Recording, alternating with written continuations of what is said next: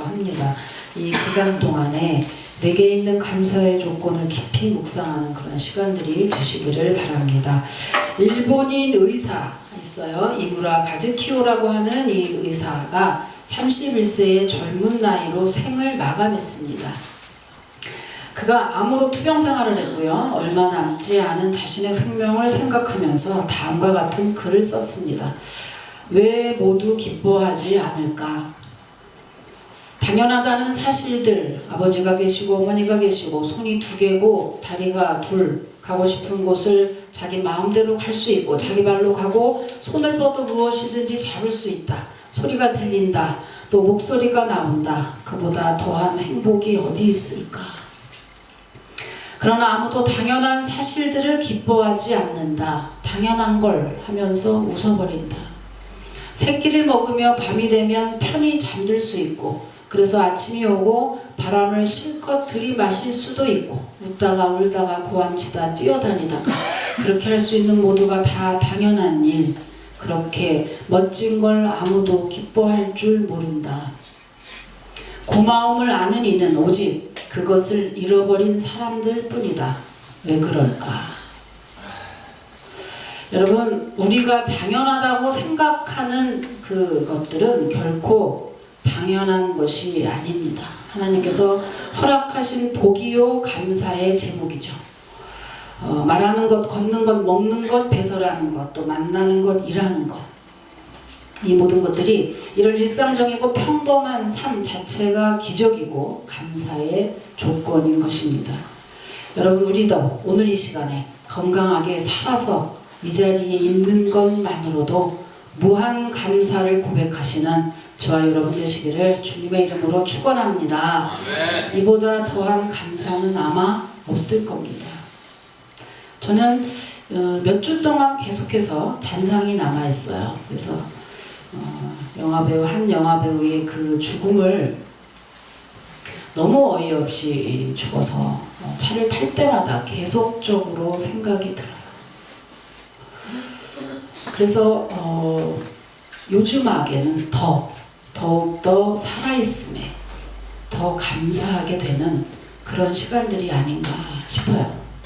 여러분, 감사는 믿는 자나 믿지 않는 자나 모두가 다 해야 되는 거죠. 그런데 그 중에서도 성도의 신앙생활에 있어서 감사는 마치 약방의 감초와 같이 꼭 필요한 것입니다.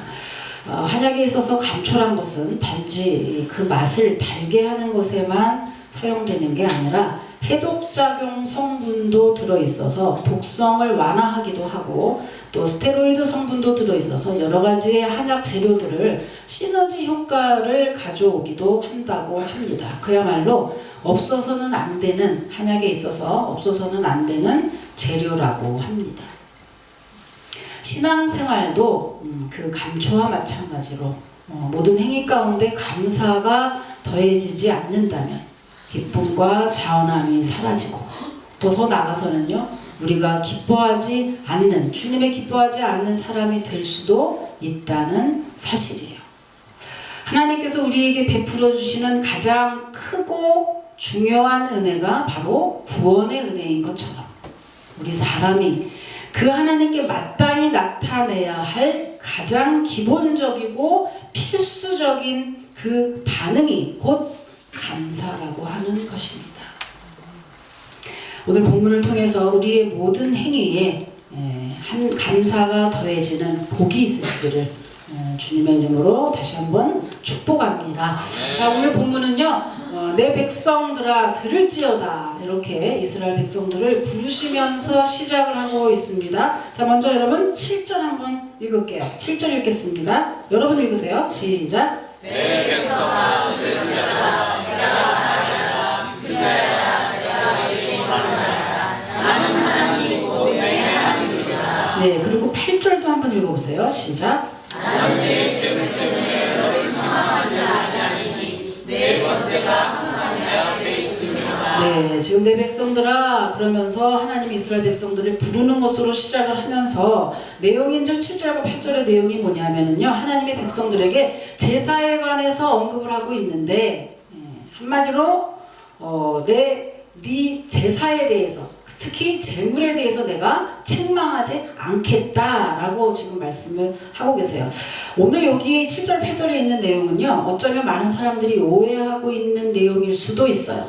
왜냐하면 우리가 우리 생각에 제사 하면은요, 제사라고 한다면 일단 재물을 많이 아주 좋은 거 아주 많이 드리면 좋은 제사, 또 하나님이 기뻐하는 제사가 아닐까라고 하는 생각을 하기가 쉽습니다. 그런데 오늘 본문에서 뭐라고 하냐면요, 아니다라고 말씀을 하는 거예요. 아니다. 재물만 많이 놓는다고 해서 그걸 내가 기뻐하는 제사가 아니고 온전한 제사가 아니다라고 말씀을 하고 있습니다. 여기서 보면 8절 이하에서 보면 내 번제가 항상 내 앞에 있음이로다. 이것 때문에 혹시라도 착각하는 거죠. 주님이 기뻐하는 제사가 아닐까.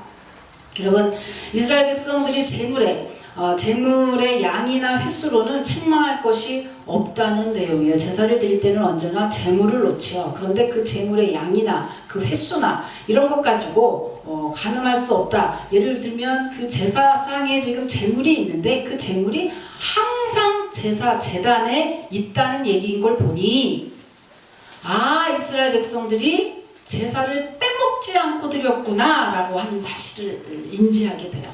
그런데 그것만으로 주님이 인정하는 온전한 제사, 기쁨의 제사를 드렸다고 말할 수 있겠느냐? 그 이하에 보면 그렇지 않다라고 얘기하고 있죠. 왜 그럴까?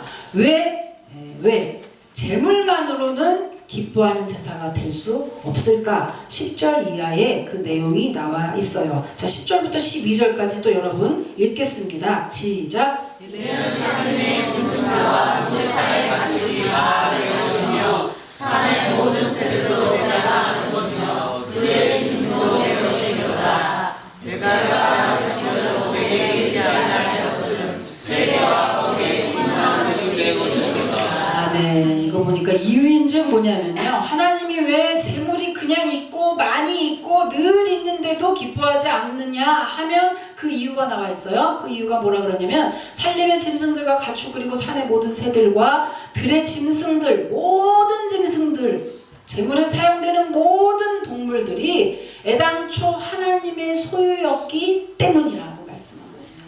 한마디로 뭐예요? 야, 내 거 갖고 내 재단에 드리는데 니네들이 생색을 왜 내? 이거예요. 아니, 내 재물 갖고 내 거, 원래 내 건데 내 거 갖고 도대체 뭐 하는 거야? 그 내가 왜 기뻐해야 되지?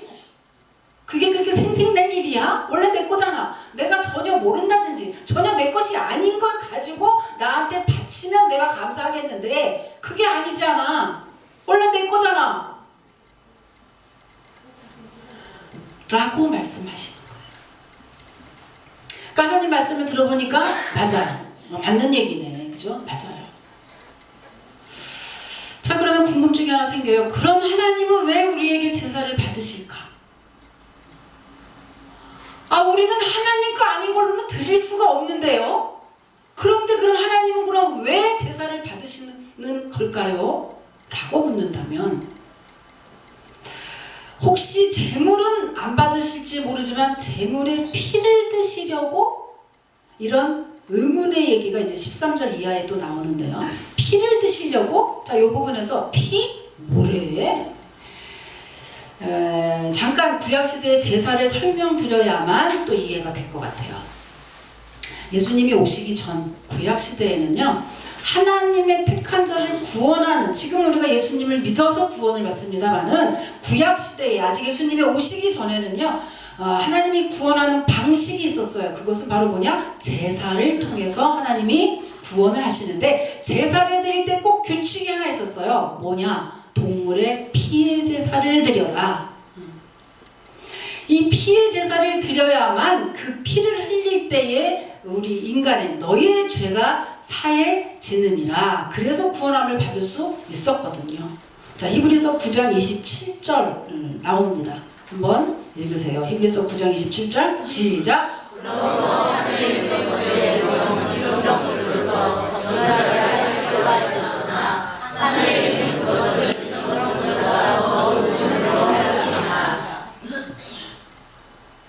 23절이잖아요. 22절이에요.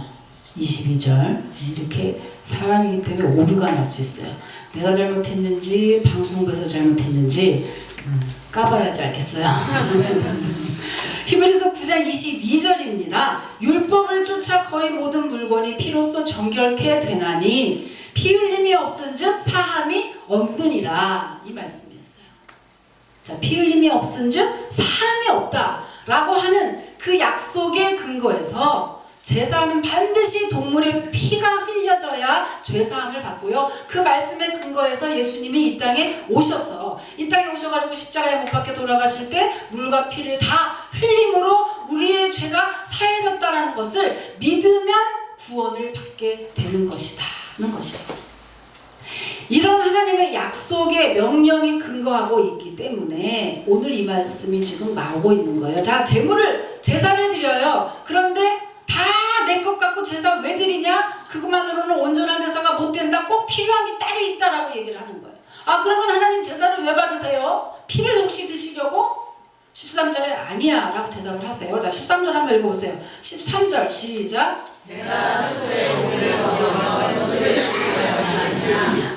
예, 수소의 고기를 먹으면 염소의 피를 마시겠느냐? 아니야 라고 하는 반어법으로 강조를 하시면서 아니다는 거예요. 제물을 받는 것도 원래 내 제물이었고 피를 먹느냐? 아니야 라고 얘기를 하시면서 그럼 왜 제사를 받으실까? 여러분, 제사라는 것은 지금 시점은 예전에 구약은 제사였지만 지금은 예배지. 그럼 하나님이 예배를 왜 받으시냐? 그때의 제사를 왜 받으시냐? 하나님께는 뭘 드시고 싶어서 예배를 받는 게 아니라는 사실이에요.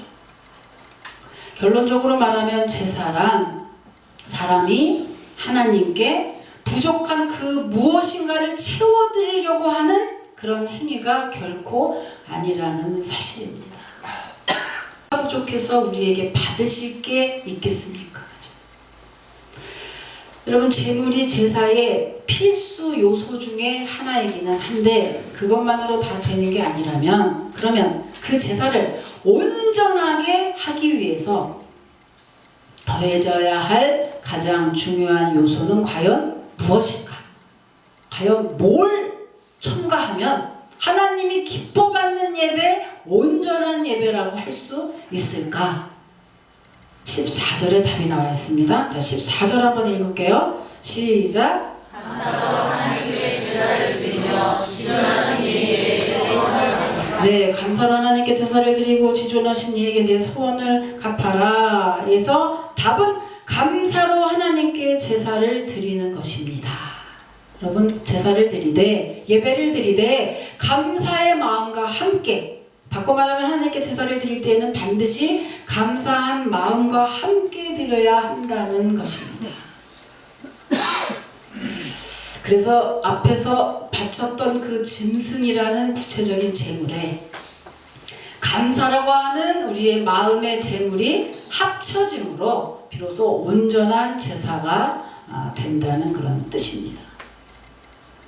여러분, 감사란 신앙이 굉장히 성숙한 사람이나 또 선한 일에 특별히 열심히 있는 성도만 하는 게 아니라 이것으로 결론적으로 보면 적어도 성도라면 신앙생활의 기초요 최소한의 기본이 바로 감사라고 하는 것입니다. 그래서 나중에 22절에 보면은요, 하나님께 이런 감사가 절대 없는, 전혀 드리지 않는 성도를 뭐라고 얘기하냐면 하나님을 잊어버린 자나 마찬가지라고 단정을 짓고 있습니다.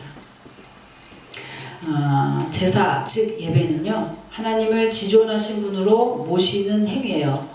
그 분을 우리 하늘 위로, 우리 머리 위로 절대적인 주권을 가진 분으로 높여드리는 행위가 바로 예배이기 때문에 이 예배의 필수 불가결한 요소는 뭐냐? 감사의 마음을 갖고 하지 않을 수가 없다는 거죠. 여러분 지금 어떠십니까? 마지못해 올라오셨나요? 아니면 전화해서? 아니면 드려야 되니까? 아니면 내 마음이 좀 위로가 되니까 빠지면 찝찝해서 어떻게 해서 올라오시게 됐는지, 아니면 습관에 의해서? 오늘 우리의 예배를 한번 돌아보시기 바랍니다.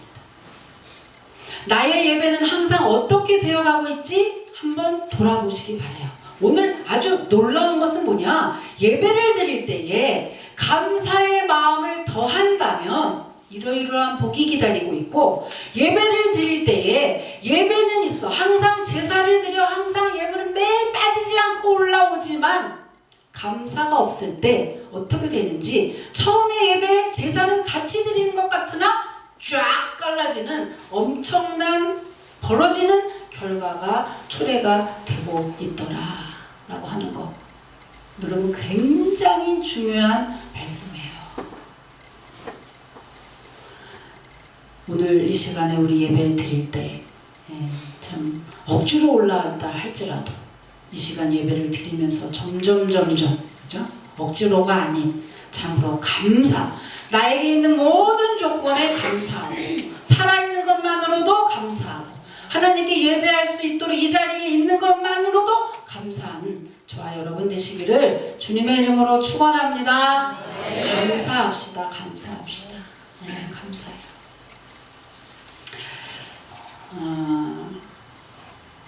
그렇기 때문에 여러분 감사는 그러면 어떻게 표현할 수 있을까?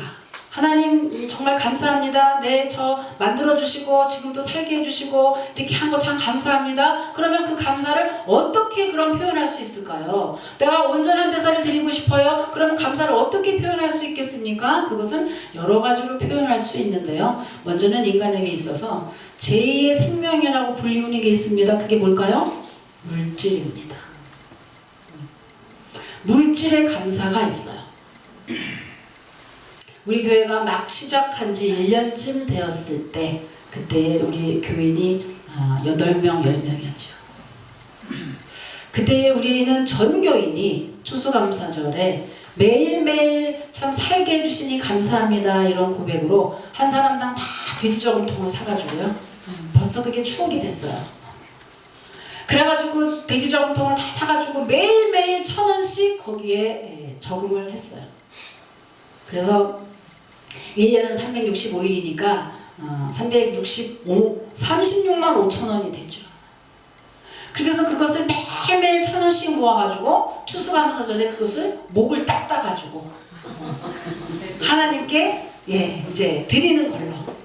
거기에 얽힌 여러 가지 참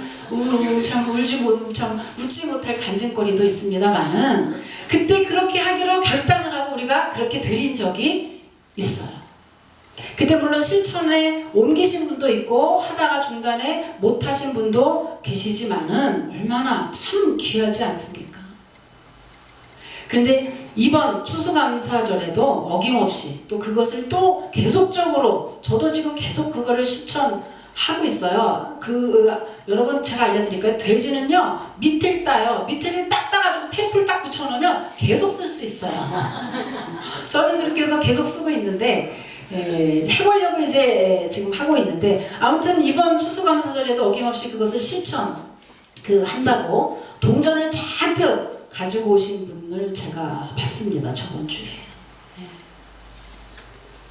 여러분 물론 모이면은 굉장히 제법 큰 돈이 되지만 매일매일 제가 이렇게 살아있게 되니 참 감사합니다 라고 하는 매일매일의 고백이, 그 1,000원으로 고백하는 그 심령이야말로 정말 하나님이 어찌 이뻐하지 않을 수가 있으리요. 그죠?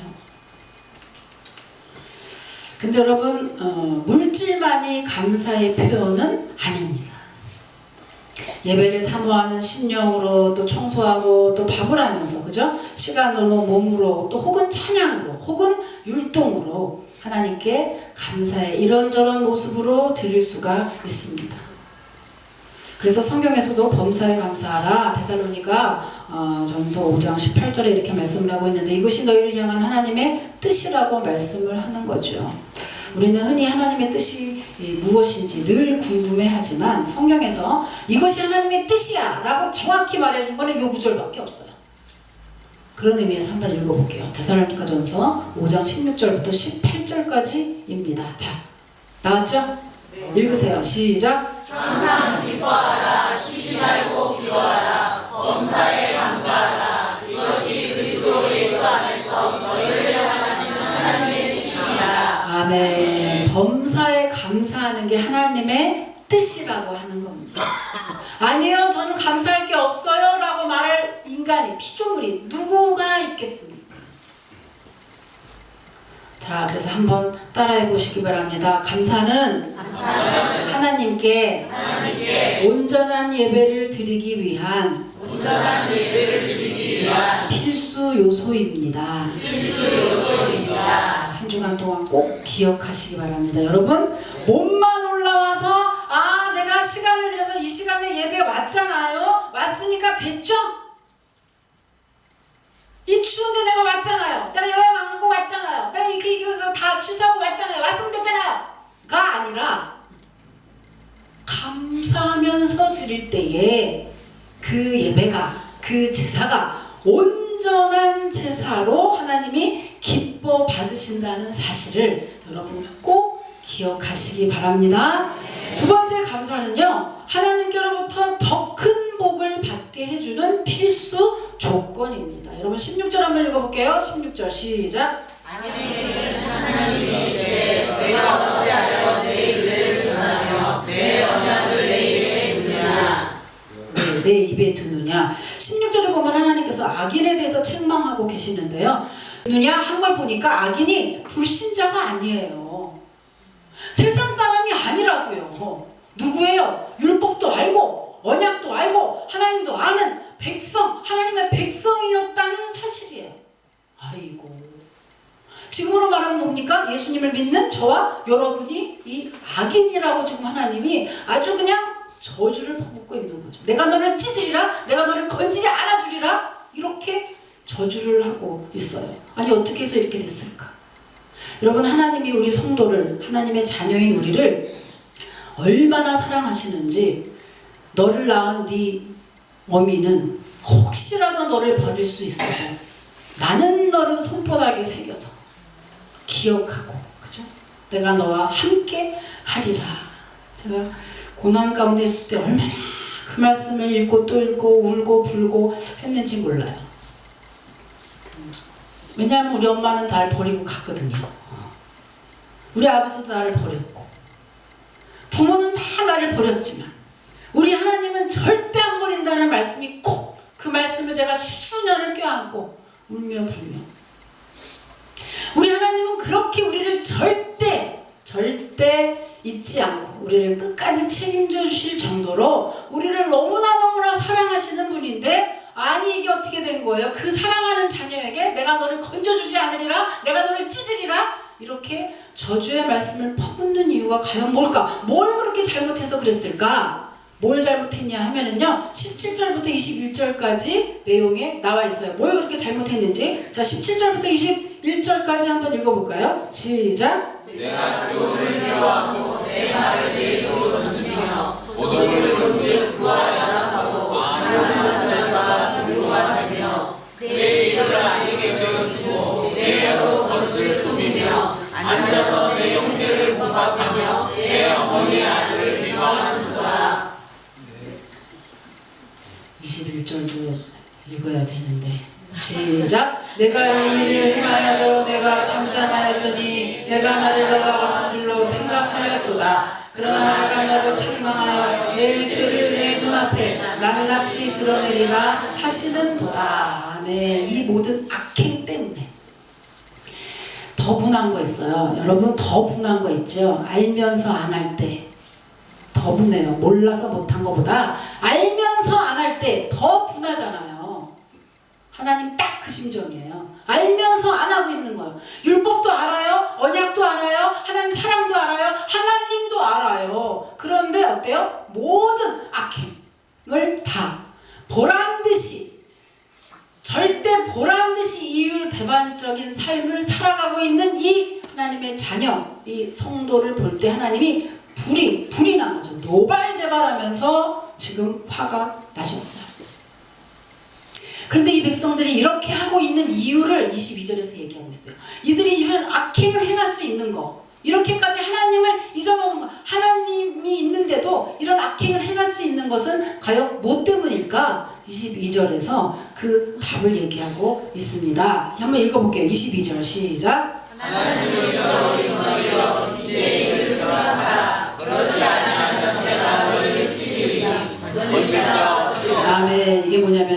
이런 악행을 할 수 있는 건, 감히 하나님 앞에 감히 할 수 있는 건 뭐냐? 하나님 잊어먹어서 그렇지. 하나님이 계시다는 걸 잊었으니까 그렇지. 어떻게 이렇게 할 수가 있어? 말씀이 지금 눈에 보고 있는데 어떻게 이럴 수 있어? 라고 하는 거예요. 명색이 하나님의 자녀라는 사람들이 하나님을 잊었다는 게 말이 됩니까? 그런데 그런 상황이 지금 벌어지고 있는 거죠. 그래서 여러분, 마치 내 자녀가 나를 몰라볼 뿐만 아니라 내가 누군지조차 아예 잊어버렸다고 한다면 생각만 해도 끔찍하죠. 근데 그와 같은 상황이 지금 벌어진 겁니다. 그런데 이들이 어떻게 하나님의 자녀가 자기 부모를, 자기 하나님을 잊어먹을 수 있을까? 잊어버릴 수 있을까? 어떻게? 왜? Why? 왜? 놀라운 게 있어요.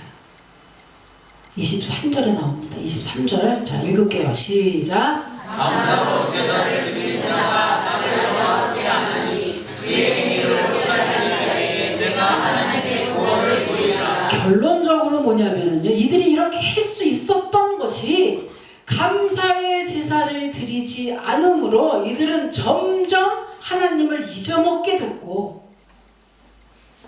그것으로 말미암아 모든 악행이 가능한 불신자처럼 그런 상황으로 떨어지게 되었다는 사실이에요. 여러분, 이게 공감이 안 가시나요? 계속적으로 교회에 올라올 때 억지로 자원하는 마음이 없이 계속적으로 억지로 한 번, 몇 번만 올라와 보세요. 그러면 교회 가기 싫은 이퀄 하나님을 멀리하고 싶은 마음과 똑같아져요. 그래서 자꾸만 세상으로 몸이 가고 마음이 가는 자기를 발견할 수가 있어요. 그러면 하나님이란 존재를 알고 있었으나 하나님을 잊어먹게 되죠. 자꾸 떨어지게 되죠. 자꾸 멀리하고 싶어지죠. 시험에 들었던, 은혜가 안 되든 어떠한 이유로든지 간에.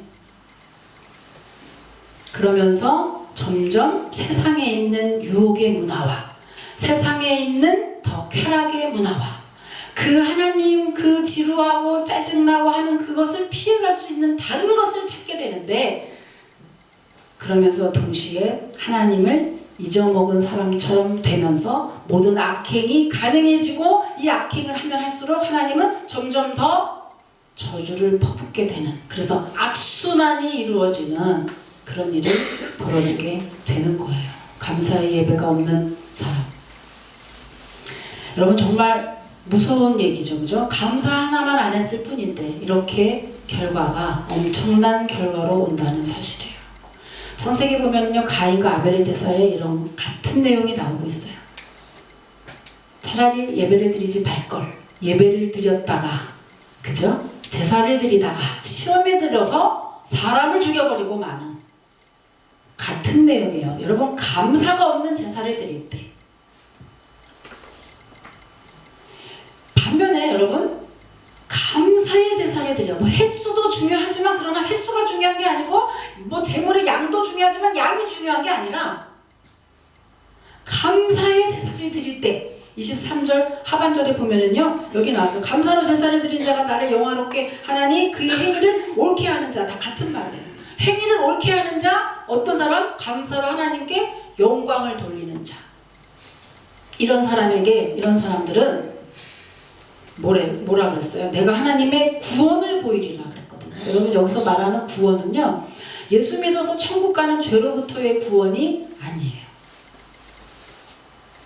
제가 누누이 말씀드리지만은, 우리의 구원은 뭘 좀만 더 잘한다고 더 구원받고, 못한다고 해서 금방 취소되는 그런 참 가볍고 경솔한 것이 아니라는 겁니다. 예수 그리스도를 내 인생의 구세주로 진실하게 영접한 성도라면은 우리가 죽을 때까지, 아니 죽어서 저 영혼까지 책임지시는 분임을 여러분 믿으시기 바랍니다.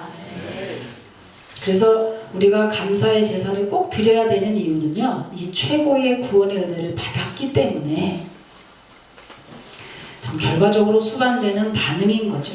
자, 23절로 다시 돌아가서, 자, 그렇다면 감사의 제사를 드리는 사람들은 어떤 복이 기다리고 있나요? 그 구원의 복이 아니라면, 그 구원의 복은 뭐냐? 그 하나님의 구원을 보이라 해서 여기서 구원은요, 일반적인 은총, 복을 얘기하는 거예요. 복을 받으리라. 복을 받으리라.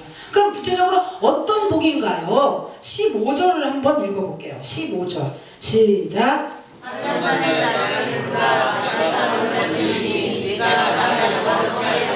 아멘. 내가 너를 영화롭게 하리로다. 환난 날에 나를 부르라. 오살리 기도원에 가면 써있는 말이에요. 오살리 기도원에 가면 이 말이 써있어요. 환난 날에 나를 부르라. 내가 너를 영화롭게 하리라. 무슨 내용인가 하면요,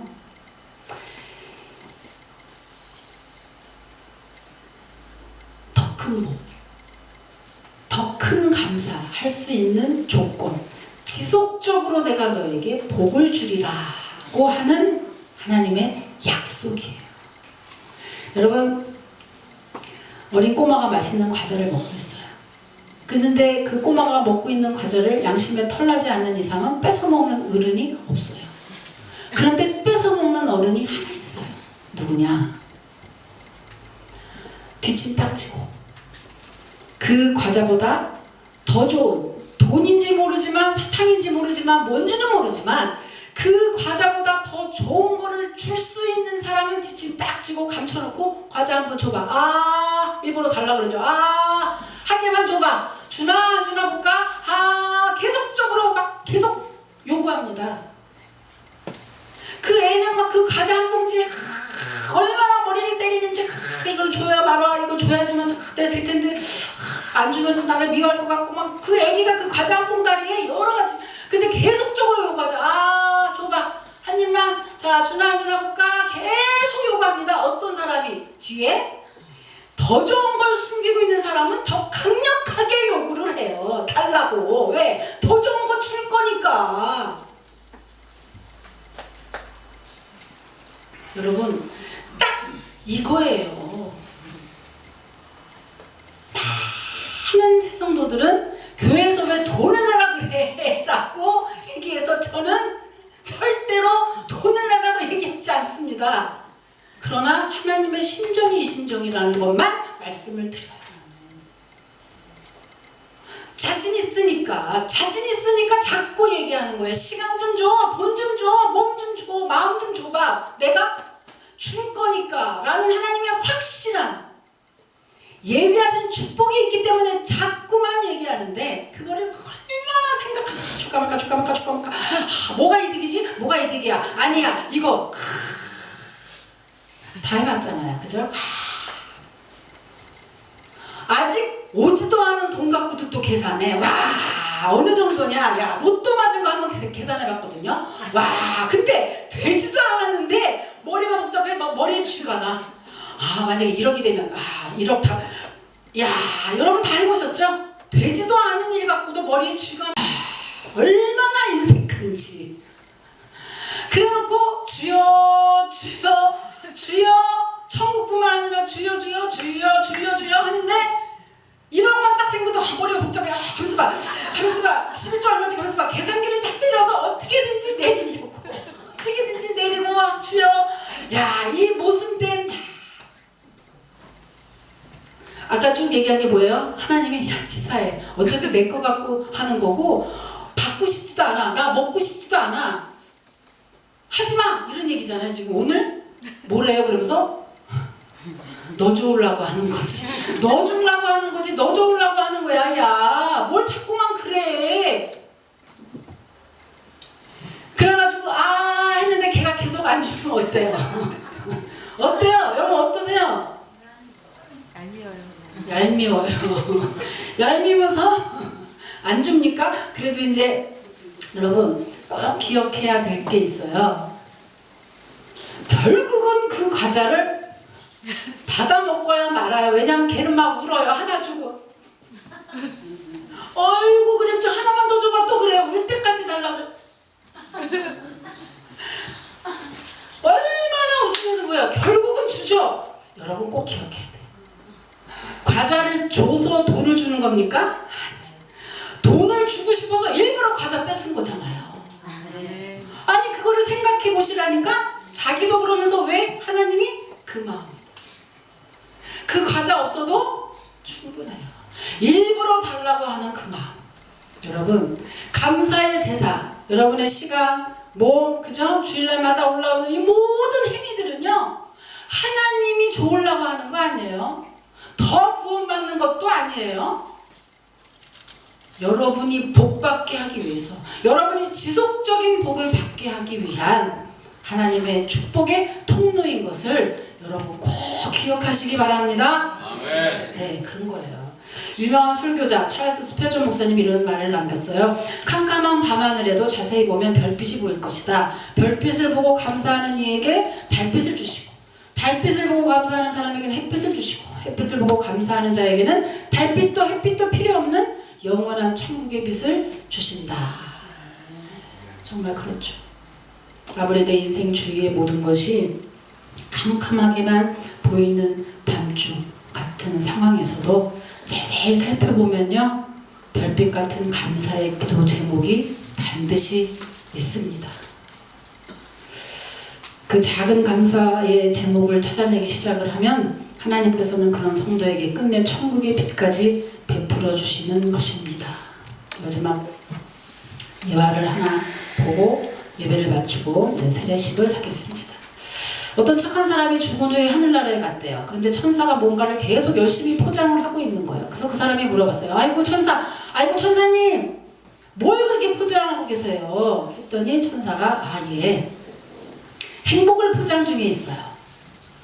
아, 그래요? 그런데 행복을 포장하는데 왜 이렇게 단단하게 묶어요? 좀 느슨하게 묶죠? 아유, 안 돼요. 이 행복을 배달하려면요, 아주 시간이 오래 걸리고요, 멀리 가기 때문에 단단하게 묶어야 돼요. 아, 그래요? 그럼 여기 포장 케이스가 굉장히 독특한데 이 케이스는 뭐예요? 물어봤더니 뭐래요? 이 케이스는 바로 고난이에요. 고난이요? 네. 고난의 포장을 벗기지 않으면 행복이라는 선물을 받을 수가 없습니다. 그래서 그 사람이 천사에게 다시 물어봤어요. 그러면 이 고난이라고 하는 이 단단한 케이스는 뭘로 열어야지만 돼요? 어떻게 열어요? 이거를 행복을 어떻게 이거를 할 수 있어요? 어떻게 열어요? 천사가 대답하기를 바로 감사입니다. 감사하는 마음만이 고난의 포장을 풀고 행복을 선물로 받을 수 있습니다. 라고 말했습니다. 여러분, 지금 내가 가지고 있는 많은 것들에 감사할 조건이 얼마나 많은지요. 오늘 아침에도 제가 얘기했어요, 우리 신랑한테.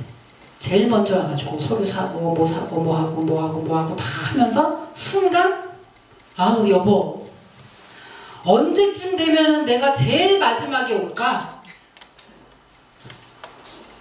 저도 사람인지라 해보고 싶잖아요. 맨 마지막에 오는 거. 질릴라 그래요. 근데 그 순간 왼쪽에 이 왼쪽 좌측에서 팍 때리는 생각. 빨리 올 일도 없는 사람이 수두룩 빽빽해. 이거라도 있는 거, 이렇게 할 수 있는 거, 이런 사람이 있는 거, 이런 교회가 있는 거, 우리 성도들이 있는 것이 얼마나 감사하냐. 그때 금방 맞아, 그냥 끝까지 제가 올게요 라고 끝냈다는 것이죠. 여러분도 마찬가지일 겁니다. 한 주간 동안에 여러분 감사에 이색하지 않고 모든 것에 늘 감사하고 감사의 제사로 하나님을 영화롭게 함으로 그 행위에 옳게 하는 자에게 베풀어 주시는 더 큰 은혜, 더 큰 복을 여러분 반드시 체험하시는 저와 여러분 되시기를 주님의 이름으로 축원합니다.